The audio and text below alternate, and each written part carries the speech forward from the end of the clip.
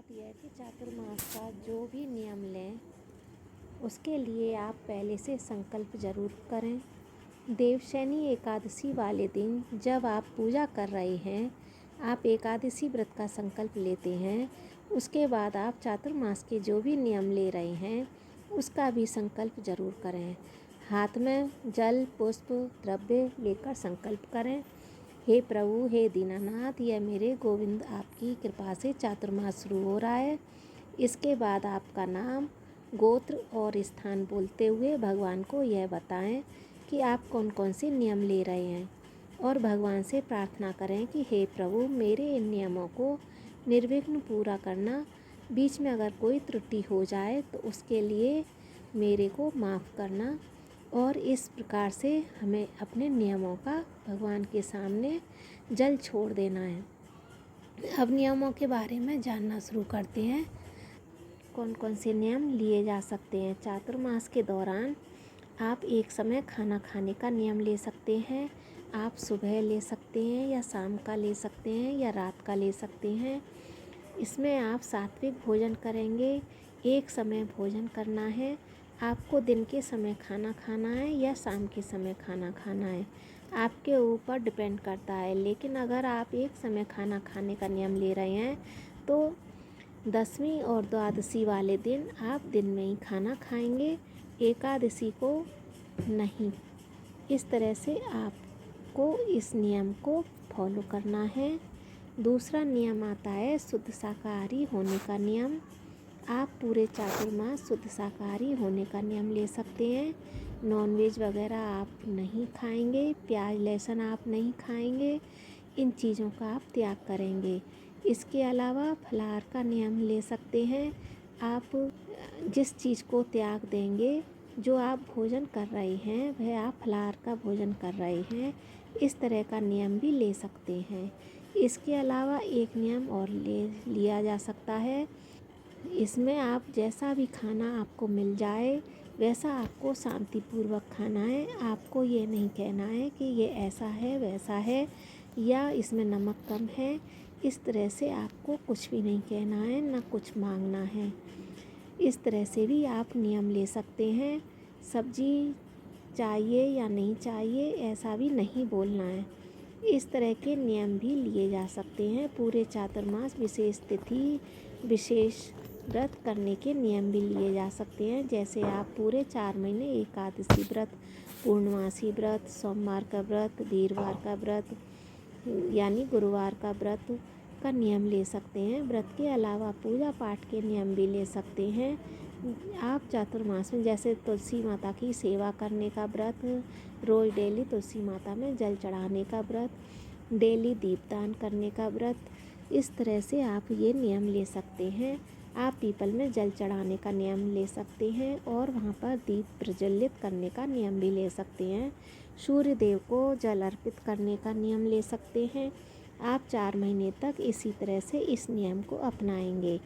Sunday के दिन people की ओर से तुलसी देवी दोनों की पूजा नहीं की जा सकती है, इसलिए आप रोज़ाना दीपदान करने का नियम ले सकते हैं। तुलसी देवी पर, पीपल पर, विष्णु भगवान के मंदिर पर, शिव जी के लिए चौराहे पर, गौशाला में आप जहाँ भी दीपदान करने का नियम ले रहे हैं तो आपको दीपदान का नियम लेना है।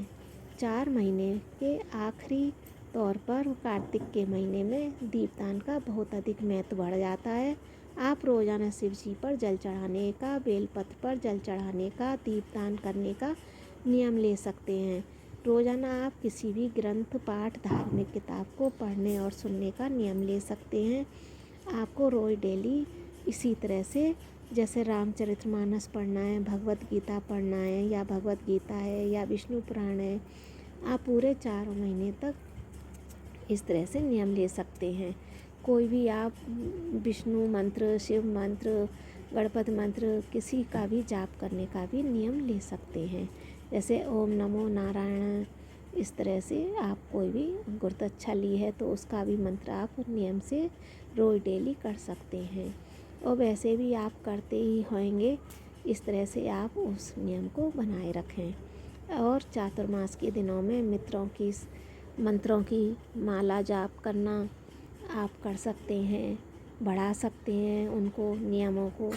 इस तरह से विष्णु भगवान का सहस्त्रनाम पाठ पढ़ने का नियम लेना, सुनने का नियम लेना, या किसी धार्मिक पुस्तक की कहानियाँ पढ़ने का नियम लेना, आपको रोज़ाना डेली एक काम करना है। इस आपको कोई भी एक एक चीज़ दान करने का नियम लेना है। जैसे किसी दिन चावल दान कर दिए, किसी दिन सब्जियां दान कर दी, किसी दिन आटा दान कर दिया। इस तरह से भी आप पूरे 4 महीने तक दान करने का नियम ले सकते हैं। या एक सा दान कर दिया, या अलग अलग हर रोज़ हर दिन कुछ ना कुछ अलग अलग तरीके का सामान दान कर दिया। इस तरह का आप अपनी सामर्थ्य के अनुसार नियम ले सकते हैं, लेकिन दान करिए, ज़रूर करिए। अगर आप ऐसा करते हैं तो रोज़ाना आपको भगवान की कृपा मिलेगी। आप पैसे का भी दान कर सकते हैं। जैसे या तो नियम बना लीजिए कि हमको 1-2 रुपये रोज़ाना डेली निकाल कर एक गुल्लक बना लीजिए, उसमें रखना है दान बतौर, फिर इकट्ठा मंदिर में या किसी गरीब को इसका दान कर सकते हैं। इस तरह से आपके ऊपर डिपेंड करता है आप कौन सा नियम लेना चाहते हैं। इसका बहुत अधिक महत्व है। आप अपनी मनपसंद की खाने की चीज़ें होती हैं, उनका त्याग कर सकते हैं। आप इस तरह से भी चातुर्मास की बहुत सी चीज़ों में, जैसे हमें 4 महीने तक दूध का, दही का, सब्जियों का, इन फल बैगन सब्जियों का त्याग करना रहता है 4 महीने। इस तरह से भी हम एक एक व्रत महीने के हिसाब से इन चीज़ों का त्याग कर सकते हैं। हम ज़मीन पर बैठकर खाने का भी नियम ले सकते हैं अपने। इस तरह से हम सोने का नियम, अगर सोने का नियम लेते हैं ज़मीन पर सोने का, तो 4 महीने तक हम ज़मीन पर ही सोएंगे। इस तरह से ये हमारी डेली लाइफ से जुड़ जाते हैं। इस तरह का आप नियम लें। आप रोज़ाना सूर्योदय से पहले उठकर स्नान करने का नियम ले सकते हैं। रोज़ाना कुछ भी आप बड़ों को प्रणाम करने का नियम ले सकते हैं। इस तरह के नियम आप खुद करें और बच्चों को भी सिखाएं। इस तरह के आप नियम ले सकते हैं। ऐसे भगवान के राम राम बोलने का नियम ले सकते हैं। सुबह आपको उठकर कोई भी एक नियम अपनाना है। भगवान विष्णु जी और तुलसी जी की परिक्रमा करने का नियम ले सकते हैं। मौन रहने का नियम ले सकते हैं। इस तरह से आप 4 महीने तक आप इन नियमों को रखेंगे, लेकिन टाइम से ही करना है। आप जिस टाइम पर मौन रहना चाहते हैं उस टाइम पर मौन रहें। इस तरह से आपको अपना नियम रखना है। ब्रह्मचर्य व्रत का पालन करने का नियम ले सकते हैं। रोज़ाना तुलसी दल भगवान को अर्पित करने का नियम ले सकते हैं। रोज़ाना मंदिर जाने का नियम ले सकते हैं।